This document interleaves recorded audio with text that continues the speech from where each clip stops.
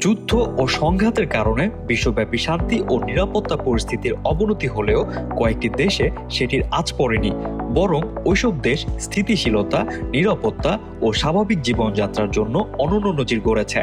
এই ক্ষেত্রে একটি দারুণ অবস্থান তৈরি করেছে বাংলাদেশ। নিরাপদ দেশের তালিকায় বড় বড় দেশকে পেছনে ফেলেছে ঢাকা।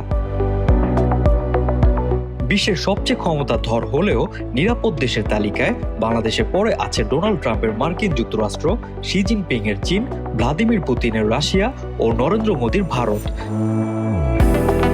2026 সালে গ্লোবাল পিস ইন্ডেক্স প্রকাশিত তালিকা সে তথ্যই বলছে। শুনতে অবাক লাগছে, তাতে কি? তালিকার 163 দেশের মধ্যে আমেরিকা 134, চীন 118, ভারত 127 আর সবার শেষে রাশিয়া, মানে 163তম। সেখানে বাংলাদেশ রয়েছে 117তম স্থানে। বাংলাদেশের পেছনে রয়েছে নানা সমস্যায় জর্জরিত পাকিস্তান, তাদের অবস্থান 152। তালিকার সেরা 5-এ থাকা দেশগুলো হলো আইসল্যান্ড, নিউজিল্যান্ড, সুইজারল্যান্ড, স্লোভেনিয়া ও আয়ারল্যান্ড। সে যাই হোক, ইরান ইসরায়েল যুদ্ধ, ইউক্রেন রুশ যুদ্ধ ও মধ্যপ্রাচ্যে থেমে থেমে সংঘাত, এসবের মধ্যে নেই ঢাকা, যার স্বীকৃতি উঠে এলো গ্লোবাল পিস ইন্ডেক্সে।